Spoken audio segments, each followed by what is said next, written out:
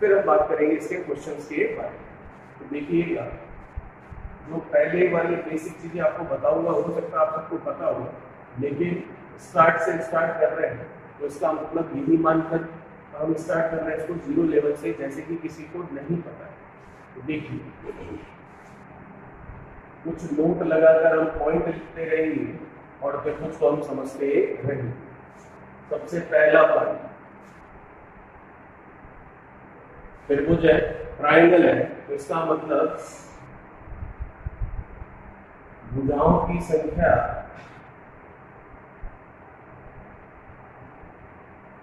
कितनी होती है इसमें? 3। ठीक है, मतलब नंबर ऑफ साइड्स जिन्हें हम कहते हैं टोटल कितनी होगी इसमें? 3। दूसरा पॉइंट, जो विकर्ण होंगे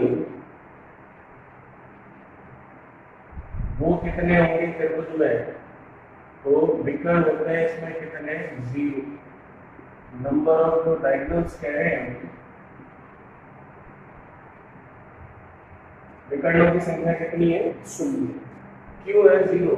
क्योंकि जो फॉर्मूला हमने बहुभुज पॉलीगन के लिए देखा था, अगर वह फॉर्मूला लगाकर n-3/2 से जहां पर n का मान भुजाओं की संख्या 3 है रखा जाए तो रिजल्ट हमको 0 मिलता है। इसलिए विकर्णों की संख्या कितनी होगी इसमें? 0। और विकर्ण होता क्या है वो मैंने आपको बता रखा है जब हमने बहुभुज पॉलीगन पढ़ा था तब, कि दो विपरीत शीर्ष बिंदुओं को मिलाने वाली सीधी रेखा उस आकृति का विकर्ण कहलाती है। लेकिन त्रिभुज में अगर देखें तो जो विपरीत शीर्ष बिंदु होते हैं, अपोजिट वर्टेक्स पॉइंट जो होते हैं, उनको मिलाने वाली सीधी रेखा उसकी भुजाएं होती है, तो विकर्ण बनने की कोई संभावना नहीं। चलिए, तीसरा पॉइंट, अंत कोणों की संख्या, इंटरनल एंगल्स कितने होंगे इसमें? 3।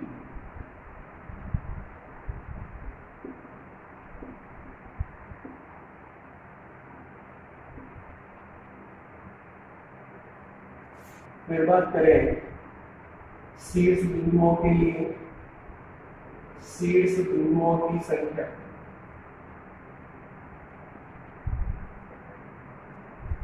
कितनी होती है? 3। मतलब वर्टेक्स पॉइंट कितने हैं?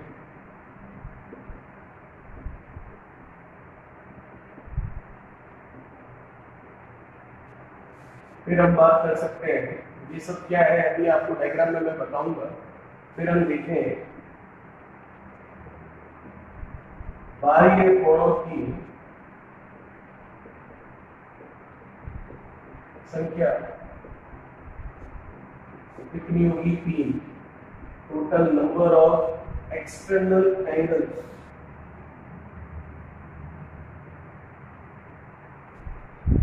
कितने होते हैं? टोटल 3। अब ये डायग्राम बनाते हैं जिसमें ये सारी चीजें भी आपके सामने आ जाएंगी। ये देखिएगा, ये बनाया कि हमने त्रिभुज, कौन सा त्रिभुज है? किसी भी तरह का त्रिभुज है जिसको नाम दे दिया हमने ए, बी और सी। अब जो चीजें लिखी है उनको एक्सप्लेन कर देता हूँ। सबसे पहला पॉइंट लिखा है भुजाओं की संख्या, नंबर ऑफ साइड्स। तो आप भुजाएं देख सकते हैं, कितनी भुजाएं इसमें? 3। ये होगी ए, ये बी और ये सी। ये इन भुजाओं के नाम होते हैं। चलिए, फिर विकर्णों की संख्या, नंबर ऑफ डायगोनल्स आप देख सकते हैं 0 है, 0 है। क्यों? बहुभुज वाले फॉर्मूले से भी देख सकते हैं। और प्रैक्टिकली अगर हम समझें तो विकर्ण की परिभाषा होती है विपरीत शीर्ष बिंदुओं को, मतलब अपोजिट वर्टेक्स पॉइंट को मिलाने वाली सीधी रेखा। तो शीर्ष बिंदु है आपके पास कितने? 3। और वो शीर्ष बिंदु कौन सा है? ये बी और ये सी कैपिटल में। तो इनको मिलाने वाली जो रेखा है वो तो इसकी भुजाएं। तो अब रेखा नहीं बन सकती सीधी जो कि इन विपरीत शीर्ष बिंदुओं को मिलाए, तो इसका मतलब विकर्णों की संख्या 0 होती है। प्रैक्टिकली तो ऐसे समझ सकते हैं। और अगर आपको फॉर्मूले से देखना है तो बहुभुज में फॉर्मूला लिखवाया था मैंने, जो कि होता है n bracket n-3 bracket close upon 2। यहाँ पर n होता है भुजाओं की संख्या। तो त्रिभुज है तो भुजाएं 3 होगी, तो n-3 अपॉन 2 में n का मान 3 रखेंगे तो 0 आएगा। इसलिए विकर्णों की संख्या कितनी होती है? 0। फिर अंतर कोणों की संख्या, तो आप इंटरनल एंगल्स यहाँ देख सकते हैं कौन कौन से हैं। ये हो गया आपका पहला मतलब θ1, ये हो गया दूसरा मतलब θ2, ये हो गया तीसरा मतलब θ3। तो टोटल विकर्ण कितने हो गए, सॉरी टोटल अंतःकोण इंटरनल एंगल्स टोटल कितने हो गए, 3 हो गए। फिर शीर्ष बिंदुओं की संख्या, वर्टेक्स पॉइंट जिन्हें हम कहते हैं, शीर्ष बिंदु कौन से, ये रहे जहां पर दो रेखाएं आपस में आकर मिलती, ये दोनों यहाँ मिली, ये दोनों ए पर मिली और सी और ए वाली रेखा बी पर मिली, तो शीर्ष बिंदु कितने हो गए, 3 हो गए। फिर बाहरी कोणों की संख्या है, आप देख सकते हो एक तो होता है अंतर कोण जो कि θ1 θ2 θ3 बता रहा है। बाहरी कोण एक्सटर्नल एंगल क्या होता है, तो जैसे कि इस लाइन को मैं आगे बढ़ाऊं तो इधर बाहर की तरफ ये कोण बनेगा, तो ये वाला कोण क्या कहलाएगा, आपका बाहरी कोण, जिसे हम कहते हैं एक्सटर्नल एंगल। आप देख सकते हो कितने होंगे, 3 अंतर कोण है, तो बाहरी कोण भी कितने होंगे, 3 होंगे। तो ये था इसके बारे में छोटा सा एक ब्रीफ आइडिया इसके डायग्राम के बारे में। अभी इसके बारे में बहुत कुछ पढ़ना है, थ्योरेटिकल पार्ट पढ़ेंगे, फिर हम क्वेश्चंस के ऊपर जाएंगे। तो इसका मतलब भुजाओं की संख्या, विकर्ण की संख्या, अंतर कोणों की संख्या, शीर्ष बिंदुओं की संख्या, बाहरी कोणों की संख्या हम देखें तो वो कितनी होगी आपके सामने यहाँ पर 3 3 3 और विकर्ण 0 और भुजाओं की संख्या कितनी 3। चलिए इसे देखिए, फिर बात करते हैं आगे।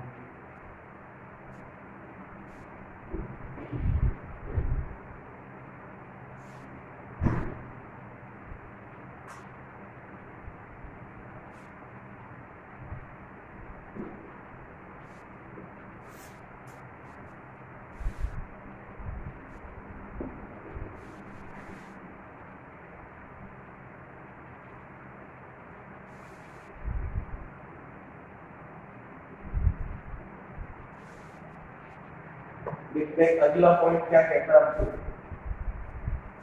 Point number 6।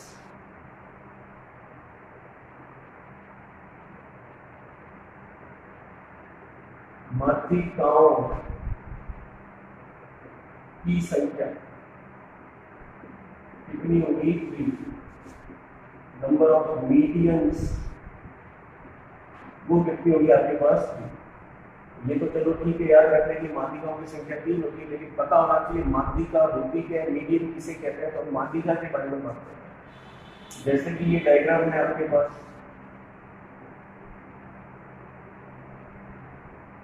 त्रिभुज है जिसका नाम ए बी और त्रिभुज है आपके पास ए बी।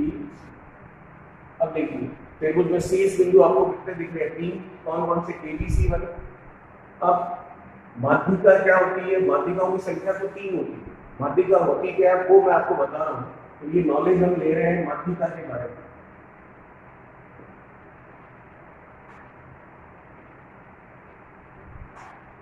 तो माध्यिका क्या होती है, शीर्ष बिंदु से, शीर्ष बिंदु है ठीक है, और ये ए बी और सी 3 शीर्ष बिंदु है। तो अगर देखा जाए तो ये हो गया इसका बी, ये ई और ये एफ। क्या है डी ई और एफ, बी ए बी का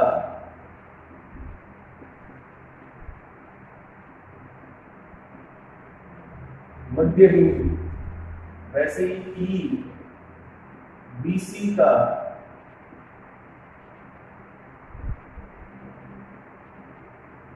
मध्य बिंदु, मिड पॉइंट जिसे हम कहते हैं, और एफ ए सी का मध्य बिंदु है, मतलब मिड पॉइंट।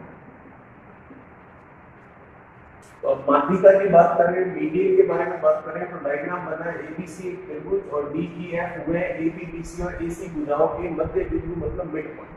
तो माध्यिका की डेफिनेशन होती है कि किसी भी भुजा के मध्य बिंदु को सामने वाली शीर्ष बिंदु से मिलाने वाली जो सीधी रेखा होती है, वह सीधी रेखा क्या कहलाती है, उस त्रिभुज की माध्यिका कहलाती है। तो 3 माध्यिकाएं दिख रही है आपको, कौन कौन सी माध्यिकाएं हैं, कौन कौन से मीडियंस हैं यहाँ पर। पहली हो गई ई ए, दूसरी हो गई एफ डी, तीसरी हो गई डी सी। तो इसका मतलब टोटल नंबर ऑफ मीडियंस कितनी आपके पास, 3। किसी भी त्रिभुज में हम ये कर सकते हैं। तो इसका मतलब माध्यिका की डेफिनेशन अगर देखें, तो माध्यिका की डेफिनेशन क्या हो गई, किसी भी त्रिभुज के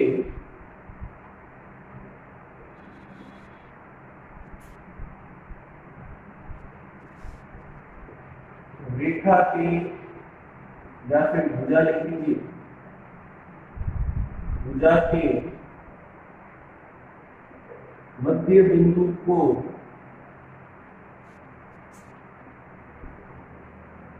सामने वाले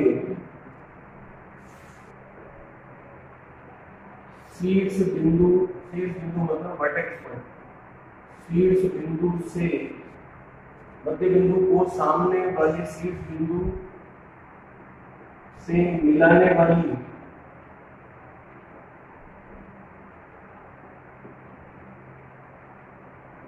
सीधी रेखा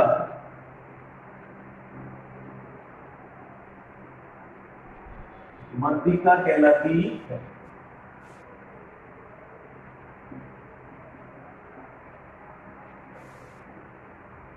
आप समझ सकते हैं क्या लिखना है। हम चल रहे थे इसमें त्रिभुजों के कुछ पॉइंट में, उसमें से 5 पॉइंट देखे थे हमने इससे पहले अभी।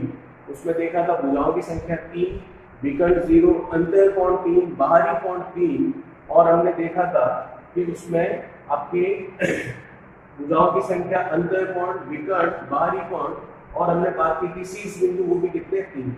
और अब छठा पॉइंट देखा हमने माध्यिकाओं की संख्या, नंबर ऑफ मीडियन भी कितने 3।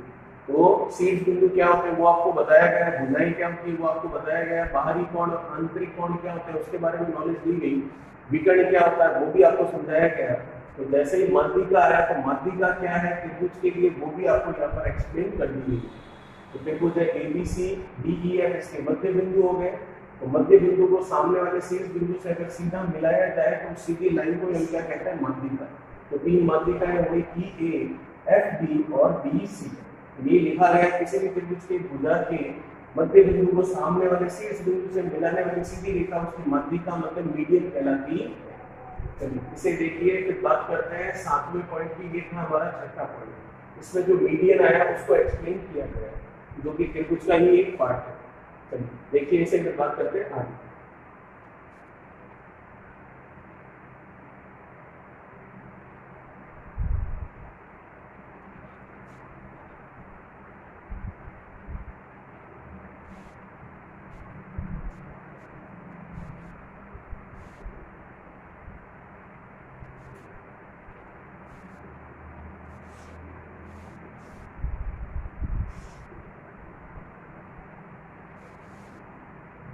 अगला पॉइंट क्या है देखते हैं, देखिएगा 7 नंबर पॉइंट आपको क्या कह रहा है। कोई भी अगर आपको त्रिभुज बनाना है तो ये तो आपको पता है भुजाएं 3 होंगी। अब इसका मतलब ये नहीं है कि कोई भी माप की मतलब किसी भी मेजरमेंट की आप 3 भुजाएं ले लेंगे और त्रिभुज बना लेंगे, ऐसा भी संभव नहीं है। ऐसा नहीं है मन से कुछ भी ले लिया आपने 3, 18 और 50 और फिर आप त्रिभुज बनाने बैठ गए तो त्रिभुज बनेगा या नहीं बनेगा ये कंफर्म नहीं है।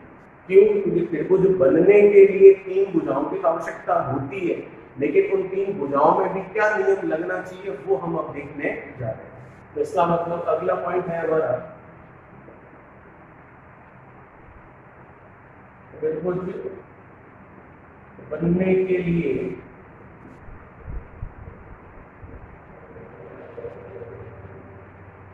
आवश्यक शर्त क्या है उसके बारे में बात करते हैं, जिसके ऊपर क्वेश्चन भी पूछा जाता है। आप देख सकते हैं ये त्रिभुज बना हुआ आपके सामने, इसकी 3 भुजाएं हैं आपके सामने, A, B और क्या है C। ये 3 भुजाएं हैं। तो ऐसा नहीं है कि 3 भुजाएं ले ली और त्रिभुज बन ही जाएगा। त्रिभुज बनने के लिए आवश्यक शर्त ये है कि 2 भुजाओं का योगफल तीसरी भुजा से अधिक होना चाहिए। कौन सी 2 भुजाएं? हर एक के जोड़े लेने पड़ेंगे। इसका मतलब A प्लस B जो है वो C से ज्यादा हो, वैसे ही B प्लस C जो है वो A से ज्यादा हो, वैसे ही C प्लस A जो है वो B से ज्यादा हो। इसका मतलब आपको समझ आया होगा कि त्रिभुज बनने के लिए आवश्यक शर्त क्या है। त्रिभुज बनने के लिए 3 भुजाओं की तो आवश्यकता है, लेकिन उन भुजाओं में भी रिलेशन क्या होना चाहिए, उन भुजाओं में ये रिलेशन होना चाहिए, और वो रिलेशन ये है कि 2 भुजाओं का योगफल तीसरी भुजा से अधिक होना चाहिए। जिस त्रिभुज में ये तीनों कंडीशन लगेगी वहां से एक त्रिभुज का निर्माण होगा। ठीक है, इसके ऊपर एक एग्जांपल भी देख लेते हैं जो कि क्वेश्चन के फॉर्म में पूछा जाता है और वो सवाल ये है जो कि यहाँ पर उदाहरण लेकर हम समझ रहे हैं, एग्जाम्पल के तौर पर समझ रहे हैं। दी गई भुजाएं 2,5,6,7 सेंटीमीटर से कितने त्रिभुज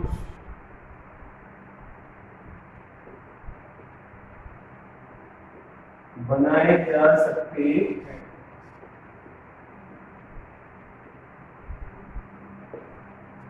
तो आपको पूछ रहा है, आपको 4 भुजाएं दे रखी है जिनकी मेजरमेंट, जिनकी माप है आपके पास 2, 5, 6, 7 सेंटीमीटर। तो आपको पूछ रहा है इससे कितने त्रिभुज बनाए जा सकते हैं। तो सबसे पहली बात तो हमें पता है कि त्रिभुज की बात कर रहा है, इसका मतलब त्रिभुज में भुजाएं कितनी होगी, 3। ये तो 4 भुजाएं हैं, हमें तो केवल 3 भुजाएं चाहिए। अब कौन सी 3 भुजाएं लेनी है, कोई भी 3 भुजाएं नहीं ले सकते, भुजाएं आपको ये चारों ही लेनी है। तो फिर 4 से 3 भुजाएं किस तरीके से होगी, तो हम 3-3 के जोड़े बनाते हैं पहले इन 4 भुजाओं से। तो इनके जोड़े क्या क्या बन रहे हैं देखिए। पहला जोड़ा बना 2, 5, 6, फिर हमने लिया 2, 6, 7, फिर हमने लिया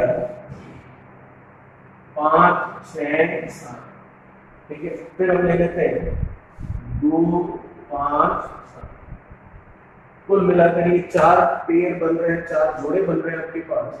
इन चारों के अलावा और भी कोई जोड़ा नहीं बन सकता जो कि इन चारों से लेकर हमें 3-3 के रूप में बनाना है। तो ये 3-3 के जोड़े ही क्यों बनाए, क्योंकि त्रिभुज बनाना है तो 3 भुजाओं की ही जरूरत है, उससे ज्यादा नहीं। फिर 3-3 के जोड़े बनाए इन चारों में से, इन 3 को लिया, फिर इन 3 को लिया, फिर इन 3 को लिया, कुल मिलाकर ये 4 तरह के कॉम्बिनेशन बनते हैं, वो सारे हमने बनाए। अब ये जरूरी नहीं है कि ये जो 4 कॉम्बिनेशन बने हैं 3-3 भुजाओं के, उनमें से हर एक कॉम्बिनेशन से त्रिभुज बने। त्रिभुज बनने के लिए शर्त ये है, तो वो शर्त अब हमको इन चारों कॉम्बिनेशन में चेक करनी पड़ेगी। जहां पर ये तीनों शर्त लगेगी, उन तीनों भुजाओं से हम एक त्रिभुज बना सकते हैं। अब देखिएगा, लिखने जैसा कुछ नहीं है, सिर्फ समझने वाली बात है। तो आप ध्यान से समझिएगा क्या कर रहे हैं। अब ये है हमारा ए, ये होगा बी और ये होगा सी। इसमें भी ऐसे ही, ये भुजा ए, ये भुजा बी, ये भुजा सी, ये भुजा ए, ये भुजा बी, ये भुजा सी, ये भुजा ए, भुजा बी, और ये साइड आपकी सी मतलब भुजा सी। तो आप लगा लीजिए नियम, जिसमें ये तीनों नियम लग जाएगा, ओके हो जाएगा, तो वहां से एक त्रिभुज का निर्माण हो जाएगा। पकड़ते हैं पहले वाले, देखते हैं क्या कह रहा है। 2 का योग तीसरे से ज्यादा होना चाहिए, तो केवल इनकी बात कर रहे हैं। इन 2 को लिया, 2 और 5 का योग कितना, 7, 6 से अधिक है, ठीक है। फिर इन 2 को लिया, 5 और 6 11, 2 से अधिक है, ठीक है। फिर 6 और 2 का योग कितना, 8, 5 से अधिक है। तो इसका मतलब तीनों शर्तें ओके है, तो इस वाले से एक त्रिभुज बन जाएगा। आगे चलते हैं। 2 और 6 का योगफल कितना हो गया, 8, 7 से ज्यादा है। 6 और 7 का योगफल कितना हो गया, 13, 2 से ज्यादा है। फिर 7 और 2 का योगफल कितना हो गया, 9, 6 से ज्यादा है। तो इसका मतलब एक त्रिभुज का निर्माण यहाँ से भी हो जाएगा। फिर चलते हैं आगे की तरफ। 5 और 6 कितना, 11, 7 से ज्यादा है। 6 और 7 कितना, 13, 5 से ज्यादा है। 5 और 7 कितना, 12, 6 से ज्यादा है। तो एक त्रिभुज यहाँ से भी बनेगा। फिर बात करते हैं इसकी। 2 और 5 कितना, 7, तो 7 से ज्यादा है क्या, नहीं। यहाँ पर तो 2 और 5 7 के बराबर आ गया, तो हमारी शर्त तो ज्यादा की थी, तो इसका मतलब यहाँ से त्रिभुज का निर्माण नहीं होता। तो आप देख सकते हैं ये जो भुजाएं 2, 5, 6, 7 सेंटीमीटर दे रखी है, यहाँ से कितने त्रिभुज बन रहे हैं, 3 त्रिभुज बन रहे हैं। और वो 3 त्रिभुज भी कौन कौन सी भुजाओं से बन रहे हैं, 2, 5, 6, 2, 6, 7, 5, 6, 7, 2, 5, 7 3 भुजाएं हैं, लेकिन त्रिभुज इससे कभी भी नहीं बन सकता। तो आपको अब इसका मतलब समझ में आया होगा कि त्रिभुज बनने के लिए केवल 3 भुजाएं होना जरूरी नहीं है, उन 3 भुजाओं में ये रिलेशन होना भी बहुत जरूरी है। ये 3 भुजाएं थी लेकिन त्रिभुज का निर्माण नहीं हो रहा है, क्योंकि ये रिलेशन इसमें नहीं लग रहा है। और रिलेशन यही है कि 2 का योगफल तीसरी भुजा से अधिक हो। तो यहाँ पर 2 भुजाएं ली, 2 और 5 इनका योग करवाया 7, जो कि इस तीसरी भुजा 7 के बराबर है, जबकि होना चाहिए अधिक। तो नहीं हो रहा है इसका मतलब इससे त्रिभुज कभी भी किसी भी तरह का नहीं बनेगा। तो ये जो आपको दे रखे हैं इन चारों से कुल मिलाकर 3 ही त्रिभुज बनेंगे और उन तीनों त्रिभुजों के लिए भुजाओं का मान भी हमें पता है। चलिए इसे देखिए, फिर बात करते हैं आगे।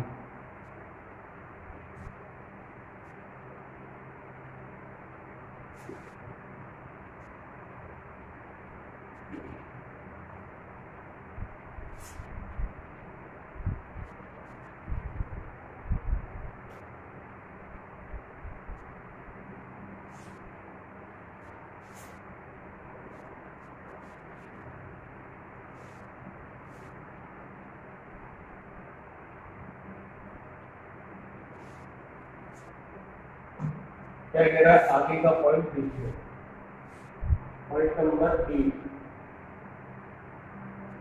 अंतर कोणों का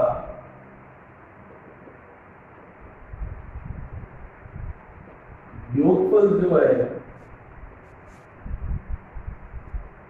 वो हमेशा होता है 180 degree. Sum of internal angles जो है वो आपकी कितना होता है 180 डिग्री। क्यों होता है? तो ये हम बहुभुज जो हमने मेंसुरेशन देखा था, मतलब क्षेत्रमिति देखी थी, उसमें जब 2b की बात की थी तब हमने एक बहुभुज पॉलीगन के लिए फॉर्मूला देखा था अंतर कोणों का योगफल ज्ञात करने का, सम ऑफ इंटरनल एंगल्स का, जो कि फॉर्मूला था हमारे पास। क्या फॉर्मूला देख रखा है? वो था हमारे पास n माइनस कितना 180 डिग्री, जो कि हम करते थे 180 माइनस n जो हम किया करते थे। ठीक है, इसका मतलब क्या था? फॉर्मूला 180 n माइनस कितना करते थे हम 2, जहाँ पर n क्या होता था हमारे भुजाओं की संख्या। तो यहाँ भुजाएं कितनी है? 3 माइनस 2 1 का 180 से 180। ठीक है, चलिए फिर इसी तरह से अगला पॉइंट हम देखते हैं, बाह्य कोणों का योगफल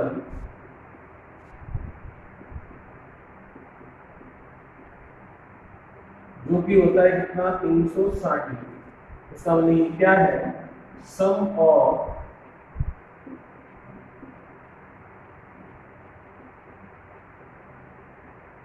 एक्सटर्नल एंगल, बाहरी कोणों का योगफल क्या है आपके पास 360 डिग्री। तो ये आपका सम ऑफ एक्सटर्नल एंगल्स 360 डिग्री और अंतर कोणों का योगफल आपका कितना 180 डिग्री। चलिए बात करते हैं अगले पॉइंटों की। तो अगला पॉइंट हम देख सकते हैं इसमें, जो आपका त्रिभुज है उस त्रिभुजों के अगर हम बात करें प्रकार की तो कितने तरह के होते हैं। ठीक है, उसके लिए हम उनके बारे में बात कर सकते हैं। तो त्रिभुज होते हैं आपके, अगला पॉइंट हम देख सकते हैं, त्रिभुजों का प्रकार या फिर टाइप ऑफ ट्रायंगल जिसे हम कहते हैं।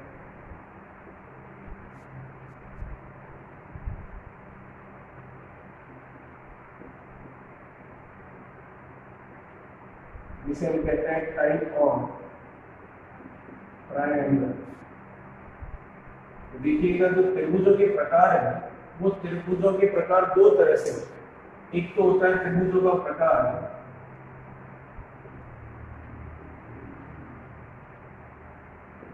कोणों के आधार पर,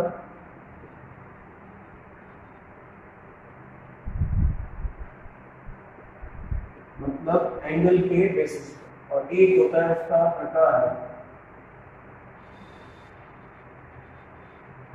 भुजाओं के आधार पर, on the basis of sides. तो कुल मिलाकर जो त्रिभुज के प्रकार है टाइप ऑफ ट्रायंगल से वो दो तरह से होंगे, एक तो होगा कोणों के आधार पर और एक होगा भुजाओं के आधार पर। कोणों के आधार पर अगर हम देखें तो उसमें जो कोण होंगे उनकी जो वैल्यू होगी उसके बेसिस पर हम इसको बताएंगे, और भुजाओं के आधार पर मतलब जो साइड्स होंगी उनकी जो लंबाइयां होगी, उनकी जो लेंथ होगी उसके बेसिस पर हम इसको बताएंगे। तो ये देखिए, फिर हम बात करते हैं त्रिभुजों के प्रकार के बारे में।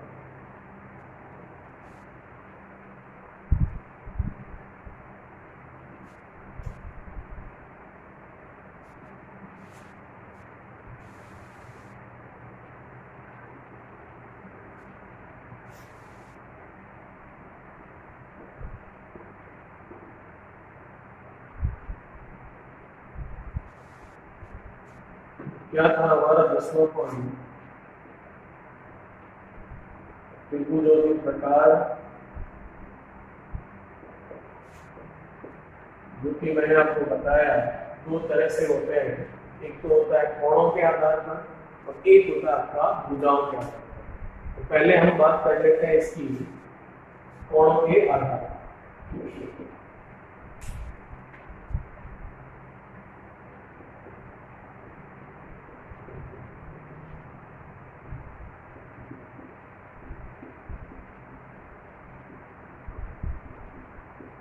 कोणों के आधार पर किस तरीके से होगा देखिएगा।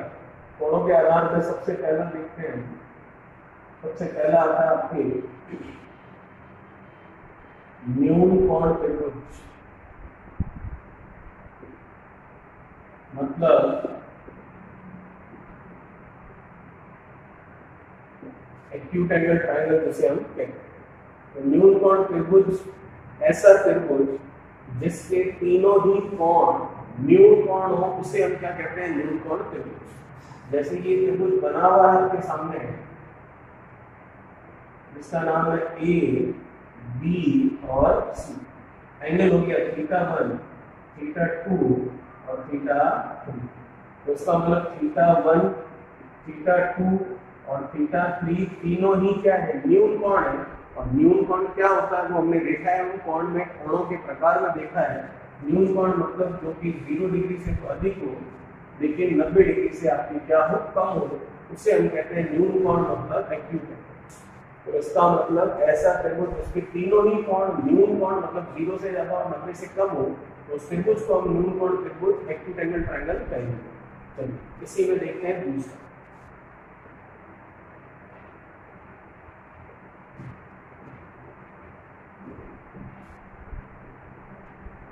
अधिक कोण त्रिभुज।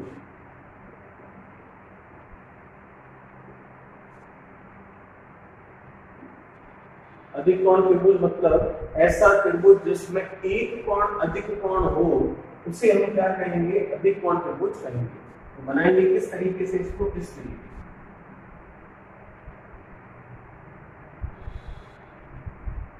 ये है आपका थीटा, इसको नाम दे दिया ए, इसको बी और इसको सी। ये जो थीटा है, ये जो एंगल है, ये ऑब्ट्यूज एंगल है, मतलब अधिक कोण है। और अधिक कोण मतलब क्या होता है, 90 डिग्री से ज्यादा और 180 डिग्री से कम। ठीक है, तो आप देख सकते हैं न्यून कोण में तो तीनों ही न्यून कोण होना जरूरी थे, और अधिक कोण में तीनों नहीं, सिर्फ और सिर्फ एक कोण अधिक कोण होगा। अधिक कोण मतलब 90 से ज्यादा और 180 डिग्री से कम। ठीक है, चलिए इन दोनों को देखिए। फिर देखते हैं हम तीसरा, जो कि हमारा होता है समकोण। समकोण मतलब जिसमें एक आपका जो कोण है वो राइट एंगल होगा, मतलब 90 डिग्री का होगा। चलिए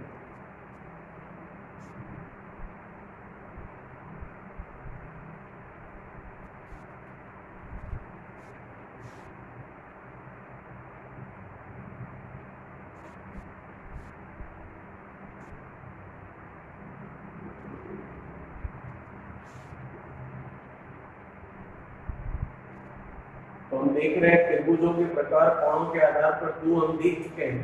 न्यून कोण त्रिभुज जिसके तीनों ही कोण न्यून कोण मतलब 0 से ज्यादा 90 से कम हो, और एक देखा हमने अधिक कोण त्रिभुज मतलब जिसमें एक कोण अधिक कोण मतलब 90 से ज्यादा और 180 से कम हो। चलिए तीसरा आता है हमारा इसी में टाइप में कोणों के प्रकार में, सॉरी कोणों के आधार पर त्रिभुजों के प्रकार में है, वो है समकोण त्रिभुज, जिसे हम कहते हैं राइट एंगल ट्रायंगल। तो जैसा कि नाम से पता चल रहा है समकोण, इसका मतलब ये इसकी आकृति बनती है, इसको नाम दिया ए, ये बी और ये सी। ये है आपका 90 डिग्री मतलब समकोण। तो ऐसा त्रिभुज जिसमें एक कोण समकोण हो, एक एंगल राइट एंगल हो, उसे हम राइट एंगल ट्रायंगल मतलब समकोण त्रिभुज कहते हैं। और यहाँ पर राइट एंगल कौन सा है, सी। बी भी हो सकता है, ए भी हो सकता है, कोई सा भी हो सकता है, बस एक कोण का मान 90 डिग्री होना चाहिए। तो वो जो आपका त्रिभुज होगा वो कौन सा त्रिभुज होगा, समकोण त्रिभुज होगा। ये था हमारा त्रिभुजों का प्रकार कोणों के आधार पर। अब हम देखते हैं त्रिभुजों का प्रकार उनकी भुजाओं के आधार पर।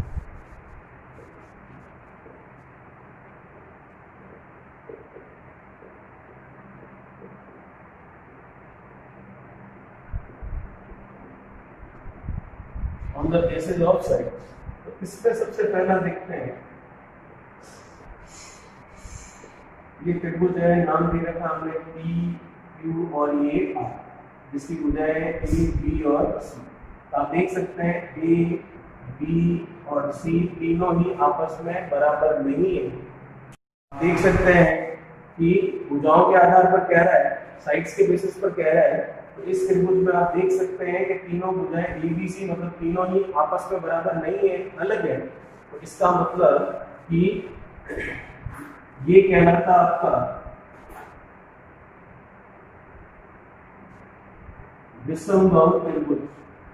विषमबाहु त्रिभुज मतलब स्केलर ट्रायंगल।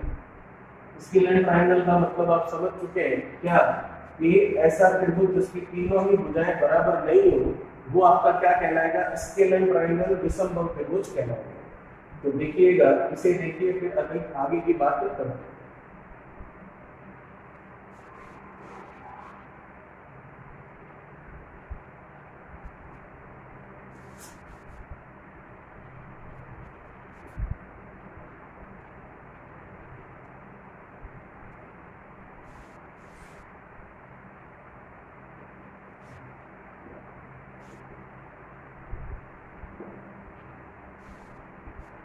जैसा कि आप देख रहे हैं त्रिभुजों का प्रकार चल रहा है, कोणों के आधार पर हम देख चुके हैं, भुजाओं के आधार पर हम कर रहे हैं। भुजाओं के आधार पर पहला टाइप हम कर चुके हैं विषमबाहु मतलब स्केलर ट्रायंगल। दूसरा हम देखते हैं समबाहु त्रिभुज मतलब इक्विलैटरल ट्रायंगल। क्या होता है समबाहु त्रिभुज? नाम से पता चल रहा है ऐसा त्रिभुज जिसकी प्रत्येक भुजा क्या हो, एक समान है। त्रिभुज का नाम है पी क्यू आर और भुजाओं की लंबाई है ए और ए मतलब तीनों भुजाएं एक समान है। और साथ ही साथ हर एक जो कोण है अंदर का, वो कोण कितने डिग्री का है, 60 डिग्री का। तो इसका मतलब समबाहु त्रिभुज इक्विलैटरल ट्रायंगल के लिए डेफिनेशन ये कह सकते हैं, ऐसा त्रिभुज जिसकी तीनों भुजाएं आपस में एक समान तथा प्रत्येक अंतर कोण 60 डिग्री का हो। Each and every internal angle should be equals to 60 degree.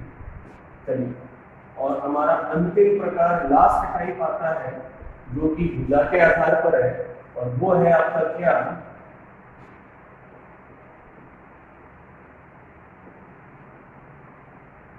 समद्विबाहु त्रिभुज,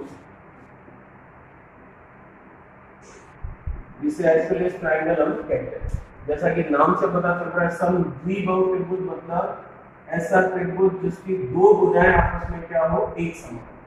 तो भुजाएं हमने आपस में एक समान मान ली, कौन सी, पी क्यू बराबर है पी आर की, ठीक है।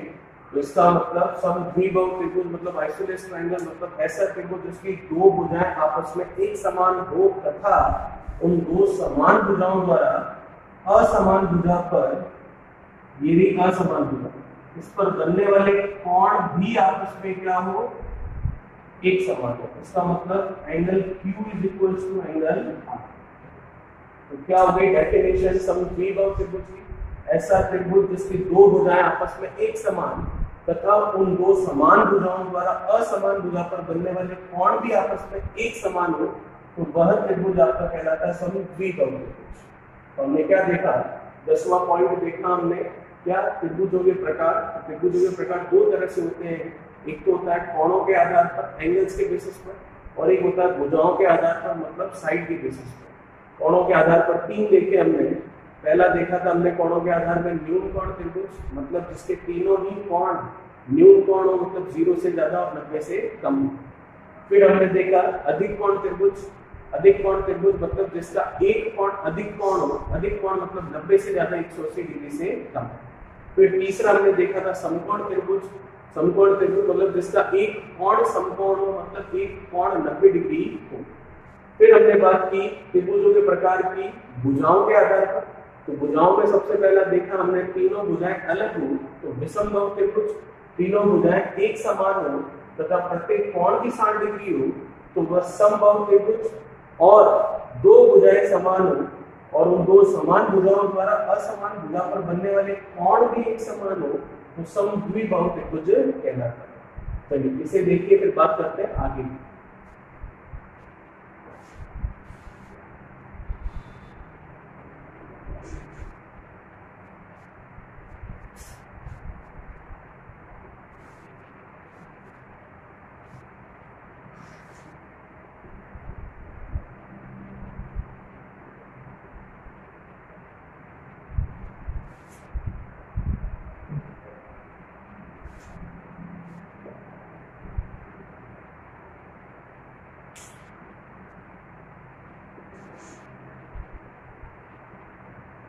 बात करते हैं 11वें फॉर्मूले। त्रिभुजों के प्रकार हो चुके हैं, अब त्रिभुज का क्षेत्रफल और परिमाप क्या होता है उसके बारे में हम बात कर लेते हैं। देखिएगा,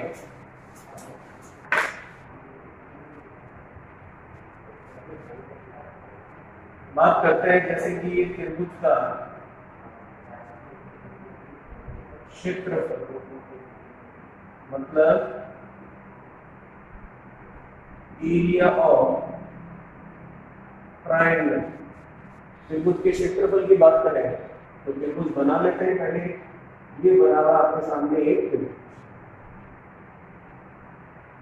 इसका नाम दे दिया P, Q और R, और भुजाएं हैं जिसकी A, B और C। आपको पूछ रहा है इस त्रिभुज का क्षेत्रफल क्या होगा, तो हमेशा ध्यान रखिएगा त्रिभुज का क्षेत्रफल दो फॉर्मूला से निकलता है। एक फॉर्मूला तो होता है हीरो वाला फॉर्मूला, और एक फॉर्मूला होता है आपके 1/2 आधार इंटू ऊंचाई वाला। 1/2 आधार इंटू ऊंचाई कब लगता है और हीरो वाला फॉर्मूला कब लगता है, उन दोनों के बारे में हम बात कर लेते हैं। तो सबसे पहले इसके लिए अगर हम देखें त्रिभुज का क्षेत्रफल हमें ज्ञात करना है, तो त्रिभुज का क्षेत्रफल हीरो वाले फॉर्मूले से कैसे निकलेगा देखिए।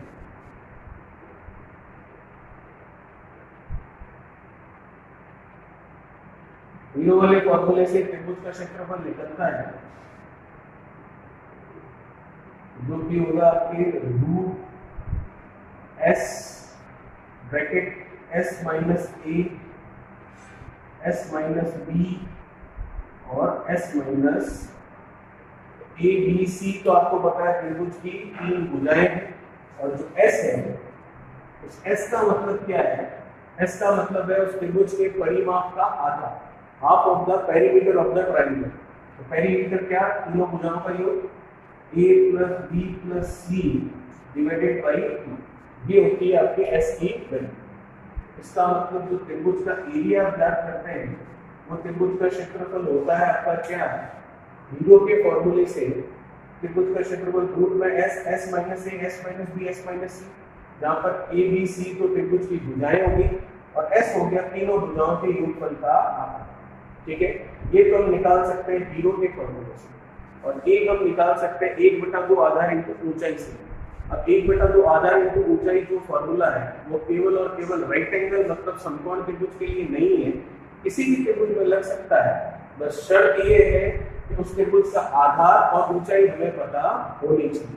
तो आप 1/2 आधार इंटू ऊंचाई से निकालेंगे अगर त्रिभुज का क्षेत्रफल, या फिर आप उसी त्रिभुज का क्षेत्रफल आप हीरो वाले फॉर्मूले से निकालेंगे तो वैल्यू दोनों की एक समान आएगी, अलग अलग नहीं आएगी, क्योंकि दोनों ही फॉर्मूलों से निकला है त्रिभुज का क्षेत्रफल ही। तो वैल्यू का कोई फर्क नहीं होगा, आप किसी से भी ज्ञात करेंगे। तो हीरो वाले फॉर्मूले के लिए 3 भुजाएं पता होना जरूरी है, और जो दूसरा फॉर्मूला बता रहा हूं मैं आपको 1/2 आधार इंटू ऊंचाई, उसके लिए आपको उस त्रिभुज का आधार और उस त्रिभुज की ऊंचाई पता होना जरूरी है। जो कि 1/2 आधार इंटू ऊंचाई वाला फॉर्मूला है त्रिभुज के क्षेत्रफल का, वो केवल और केवल राइट एंगल समकोण त्रिभुज के में ही लगे ऐसा जरूरी नहीं है, इस त्रिभुज में भी लगाया जा सकता है, लेकिन इस त्रिभुज का आधार और ऊंचाई हमें ज्ञात होनी चाहिए। तो हम फॉर्मूला लगा सकते हैं 1/2 आधार इंटू ऊंचाई, और अगर केवल 3 भुजाएं पता है तो हम फॉर्मूला लगाते हैं हीरो वाला फॉर्मूला। तो हमने देखा त्रिभुज का क्षेत्रफल जो कि हीरो वाले फॉर्मूले से कैसे निकालते हैं वो आपके सामने है। ये फॉर्मूला था ABC, यहाँ पर भुजाएं थी और S था, उन तीनों भुजाओं के योगफल का आधा। चलिए इसे देखिए, फिर हम बात करते हैं त्रिभुज का क्षेत्रफल किस प्रकार 1/2 आधार इंटू ऊंचाई से ज्ञात कर सकते हैं।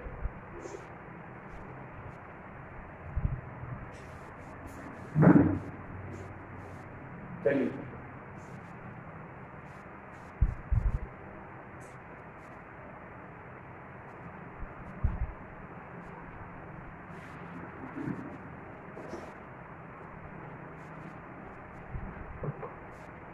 ये हुआ आपका त्रिभुज का क्षेत्रफल जीरो वाले फॉर्मूले से। अब बात करते हैं त्रिभुज का क्षेत्रफल। ये त्रिभुज है आपके पास जिसको नाम दे रखा है पी क्यू और ये भुजा है ए बी और सी। अब त्रिभुज का क्षेत्रफल देखते हैं हम, जो कि होता है आपका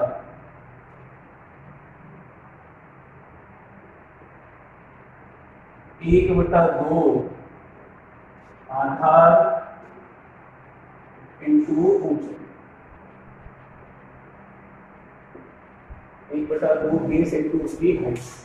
1/2 आधार इंटू ऊंचाई। अब आप कहेंगे रेक्टेंगल के लिए होता है, समकोण त्रिभुज के लिए होता है, उसके लिए तो होता ही है, लेकिन ये जरूरी नहीं है केवल आप उसी में काम में लें, आप किसी भी त्रिभुज में ये काम में ले सकते हैं। शर्त ये है कि आधार और ऊंचाई पता होनी चाहिए। तो अब बात करते हैं आधार क्या होता है और ऊंचाई क्या होती है उसके बारे में। चलिए आधार और ऊंचाई के बारे में बात करें तो देखिएगा, आधार होता है त्रिभुज की तीनों भुजाओं में से कोई भी एक भुजा, और ऊंचाई होती है उस भुजा पर उसके सामने वाले शीर्ष बिंदु से आने वाले लंब की लंबाई। ठीक है, इसका मतलब मैं कह सकता हूं कि आधार क्या होता है। यहाँ पर आधार कुछ भी हो सकता है, ए हो सकता है या बी हो सकता है या फिर सी हो सकता है। मतलब त्रिभुज की तीनों भुजाओं में से कोई भी एक भुजा हो सकती है। और ऊंचाई क्या होगी, हाइट क्या होगी, जो आधार आपने लिया है, आधार पर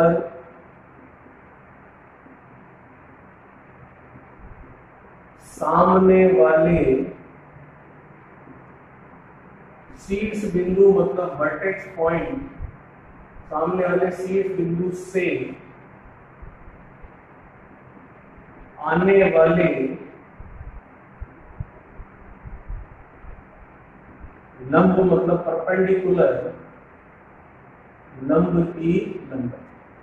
ठीक है, तो आप समझ सकते हैं 1/2 आधार इंटू ऊंचाई। आधार हो गया ए या बी या सी, मतलब तीनों भुजाओं में से कोई भी एक भुजा, और ऊंचाई हो गया जो आधार आपने लिया है उस आधार पर सामने वाले शीर्ष बिंदु मतलब वर्टेक्स पॉइंट से आने वाले लंब की लंबाई, मतलब लेंथ ऑफ द परपेंडिकुलर जो कि अपोजिट वर्टेक्स पॉइंट से उस बेस उस आधार पर खींचा गया है।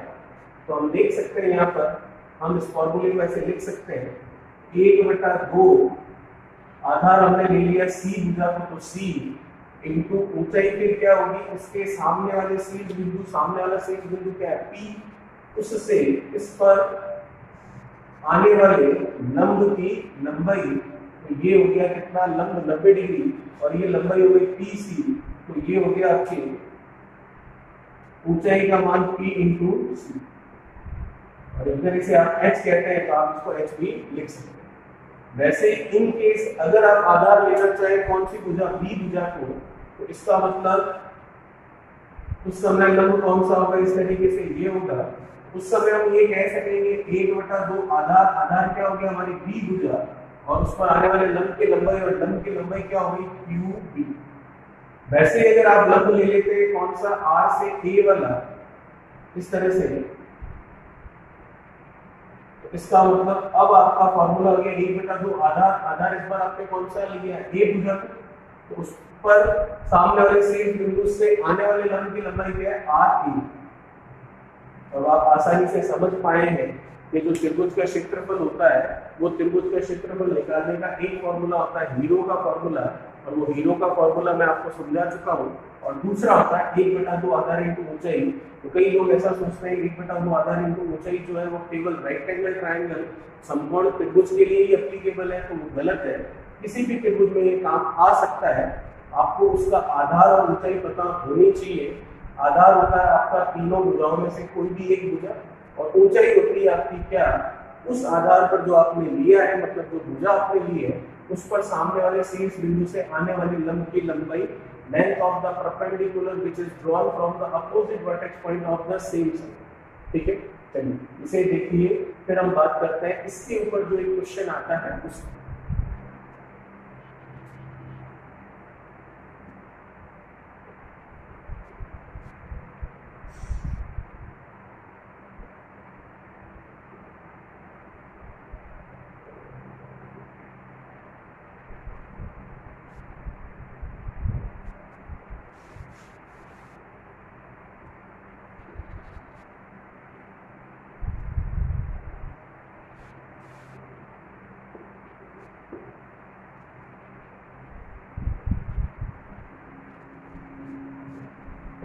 चलिए, अब जो लिखा है अभी समझा है एरिया ऑफ द ट्रायंगल, उसके ऊपर बेसिक क्वेश्चन को देखते हैं, उसके ऊपर आधारित क्वेश्चन को देखते हैं, जो कि एग्जांपल के तौर पर हम समझ लेते हैं, जो कि हमारा 11वां पॉइंट था अभी। ठीक है, चलिए क्या है क्वेश्चन, किसी त्रिभुज की 3 भुजाएं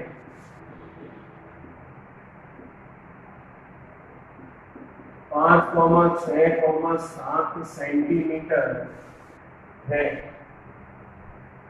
तो अब आपको पता है त्रिभुज है, तो 3 भुजाएं होंगी, तीनों भुजाओं का माप दे रखा है 5, 6 और 7 सेंटीमीटर। यहाँ पर आपको चेक करने की जरूरत नहीं है कि ये त्रिभुज बन रहा है या नहीं बन रहा है, त्रिभुज ऑलरेडी बन रहा है, तभी त्रिभुज की भुजाओं के नाम से इनको दिया गया। तो 6 सेंटीमीटर भुजा पर उसके सामने वाले शीर्ष बिंदु, मतलब वर्टेक्स पॉइंट, सामने वाले शीर्ष बिंदु से आने वाले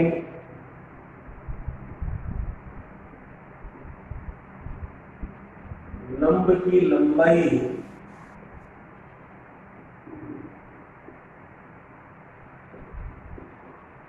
क्या होगी। क्वेश्चन आप समझ पा रहे हैं क्या कह रहा है आपको? क्वेश्चन आपको कह रहा है किसी त्रिभुज की 3 भुजाएं हैं 5, 6, 7 सेंटीमीटर है, तो उस त्रिभुज की 6 सेंटीमीटर भुजा पर उसके सामने वाले शीर्ष बिंदु से अपोजिट वर्टेक्स पॉइंट से आने वाले लंब की लंबाई क्या होगी, लेंथ ऑफ द परपेंडिकुलर हमें निकालना है। तो आप देख सकते हैं आपको त्रिभुज की तीनों भुजाएं दे रखी है, तो आप त्रिभुज का क्षेत्रफल निकाल सकते हैं, और आप अगली लाइन पढ़कर ये देख सकते हैं कि त्रिभुज की एक भुजा 6 सेंटीमीटर को लेकर उसके सामने वाले शीर्ष बिंदु से इस 6 सेंटीमीटर भुजा पर लंब खींचा जाता है, तो उस लंब की लंबाई आपको पूछ रहा है। तो इसका मतलब एक तो फॉर्मूला हो गया आपके पास हीरो वाला इन तीनों के लिए, और एक आप फॉर्मूला लगा सकते हैं त्रिभुज का क्षेत्रफल 1/2 आधार इंटू ऊंचाई। तो डायग्राम अगर इसका बनाकर देखें तो इस तरह से बना सकते हैं हम,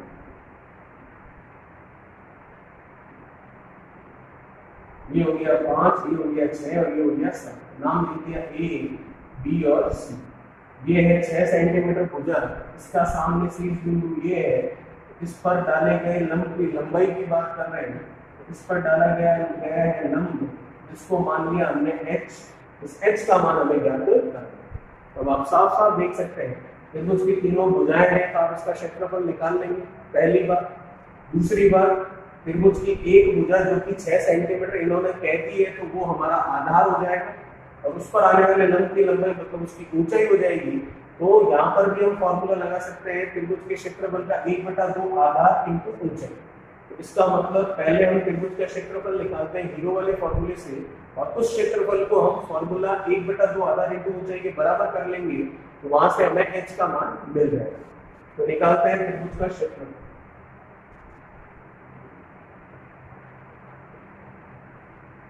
क्या होता है त्रिभुज का क्षेत्रफल, आपको पता है रूट में s minus a, s minus b, s minus c। तो पहले तो s निकालना पड़ेगा। s क्या होगा, तीनों भुजाओं का योग बट्टा में कितना 2, 5 और 7 कितना 12, 12 और 6 कितना हो गया आपके पास 18, 18/2 मतलब 9। अब जो फॉर्मूला है, फॉर्मूले में मान रख लेते हैं सीधा, रूट s मतलब 9 गुना s माइनस a, 9 माइनस 5 मतलब कितना 4, s माइनस b 9 माइनस 7 मतलब कितना 2, s माइनस c 9 माइनस 6 मतलब कितना 3। आप देख सकते हैं, आप चाहे तो 9, 4, 2 और 3 का गुणा कर लीजिए, फिर बड़ा सा नंबर आएगा, फिर उसके गुणनखंड करके उसका स्क्वायर रूट निकालेंगे। इससे अच्छा आपके पहले से फैक्टर हो रखे हैं तो यही से स्क्वायर रूट ले लेते हैं। अब देखिए 9 और 4 का गुणा कितना होता है 36, और 36 का अगर वर्गमूल लूं तो बाहर कितना हो गया 6। फिर 2 और 3 का भी गुणा कर लेते हैं, 2 और 3 का गुणा होता है 6, और 6 का वर्गमूल लूं तो कितना होगा 6 ही होगा। तो इसका मतलब जो त्रिभुज का क्षेत्रफल है वो आया 6√6 सेंटीमीटर स्क्वायर, जिसे हम हिंदी में वर्ग सेंटीमीटर भी कह सकते हैं। ठीक है, ये तो त्रिभुज का क्षेत्रफल आया, लेकिन हमें त्रिभुज का क्षेत्रफल नहीं पूछा है, हमें तो ये कह रहा है कि एक भुजा लीजिए 6 सेंटीमीटर, उसके सामने वाले शीर्ष बिंदु से उस पर अगर हम लंब खींचे तो उस लंब की लंबाई क्या होगी, लेंथ ऑफ द परपेंडिकुलर हमें क्या करना है, ज्ञात करना है। तो उसके बारे में अगर हम बात करें तो वो हमें ज्ञात करनी है, तो निकाल लेते हैं उसका मान। किस तरीके से, ये त्रिभुज का क्षेत्रफल आ चुका है आपके पास, और आपको पता है कि त्रिभुज का क्षेत्रफल जो है वो त्रिभुज का क्षेत्रफल 1/2 आधार इंटू ऊंचाई के द्वारा भी निकालते हैं। तो 1/2 आधार इंटू ऊंचाई के द्वारा निकालूं, 1/2 आधार मतलब कोई एक भुजा, और वो एक भुजा इन्होंने फिक्स कर दी है, वो कौन सी है 6 सेंटीमीटर। 1/2 आधार इनटू ऊंचाई मतलब इस भुजा पर सामने वाले शीर्ष बिंदु से आने वाले लंब की लंबाई जो कि हमने h मानी है तो गुणा में ये हो गया 1/2 आधार इनटू ऊंचाई। क्या होगा इस त्रिभुज का क्षेत्रफल जो कि हमने निकाल लिया है, कितना है 6√6। इसे मैं बराबर लिख सकता हूँ किसके 6√6। सही है। अब हमें क्या करना है, अब आपको सिर्फ और सिर्फ h का मान निकालना है। h का मान हम निकाल सकते हैं, तो 6 से ये 6 कैंसिल हो गया, तो h आ गया आपके पास 2 उधर गया, 2 गुना √6 क्या सेंटीमीटर। तो जो आपको हाइट निकालनी थी परपेंडिकुलर जो आ रहा है आपके, उसकी लंबाई लेंथ ज्ञात करनी थी, तो वो लंबाई आपके पास आ चुकी है कितनी 2√6 सेंटीमीटर। ठीक है, कैसे हुआ वापस बात कर लेते हैं इसके बारे में। देख लीजिए, आपको एक त्रिभुज दे रखा है जिसकी 3 भुजाएं दे रखी है, 5, 6 और 7 सेंटीमीटर। फिर कह रहा है आपको 6 सेंटीमीटर भुजा वाले 6 सेंटीमीटर भुजा पर उसके सामने वाले शीर्ष बिंदु से आने वाले लंब की हमें लंबाई ज्ञात करनी है। तो आप देखिए, सबसे पहले तो हमने एक डायग्राम बना लिया जैसा कि प्रश्न ने कहा है, उसके अनुसार 5, 6 और 7 इस त्रिभुज का नाम दे दिया ए, बी और सी। फिर आपको कह रहा है त्रिभुज का एरिया को हम ज्ञात कर सकते हैं, क्योंकि 3 भुजाएं हैं हमारे पास, हमने लगाया हीरो वाला फॉर्मूला। और हीरो वाला फॉर्मूला क्या होता है आपके पास, s रूट में s minus a, s minus b, s minus c। यहाँ पर a b c जो है वो होता है क्या आपका, a b c होता है तीनों भुजाओं का योग बटा 2, वो आया 9। फॉर्मूले में वैल्यू रख दी तो क्षेत्रफल आया 6√6 सेंटीमीटर स्क्वायर। ये क्षेत्रफल है। तो ये क्षेत्रफल एक और तरीके से निकाल सकते हैं, जो कि होता है 1/2 आधार मतलब कोई एक भुजा, और वो एक भुजा यहाँ पर कितनी है 6 सेंटीमीटर। 1/2 आधार इनटू ऊंचाई, ऊंचाई मतलब उस भुजा पर सामने वाले शीर्ष बिंदु से आने वाले लंब की लंबाई, वही हमें पूछी है। तो 1/2 आधार इनटू ऊंचाई बराबर क्षेत्रफल जो कि हमने निकाला है, तो h का मान आ गया 2√6 सेंटीमीटर। तो जो हमारा अभी 11वां पॉइंट था उससे रिलेटेड भी इस तरह का क्वेश्चन पूछा जाता है, जो कि मैंने आपको उदाहरण के तौर पर समझाया। चलिए इसे देखिए, फिर बात करते हैं आगे।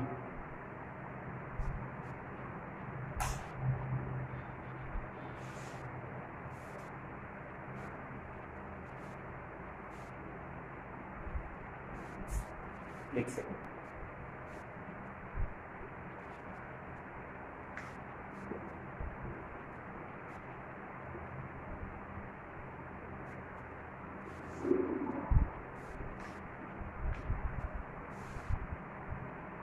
चलिए त्रिभुज का क्षेत्रफल था हमारा 11वां पॉइंट। अगला नोट देखते हैं।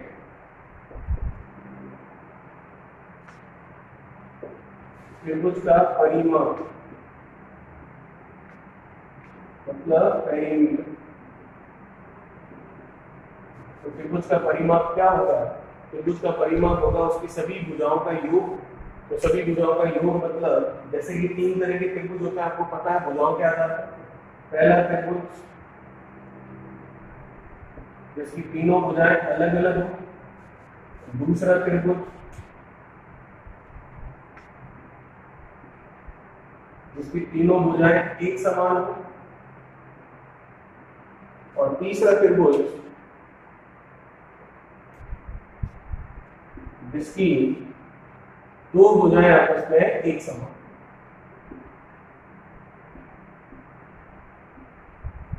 ठीक है, तो इन तीनों त्रिभुजों के नाम भी आपको पता है। क्या नाम है?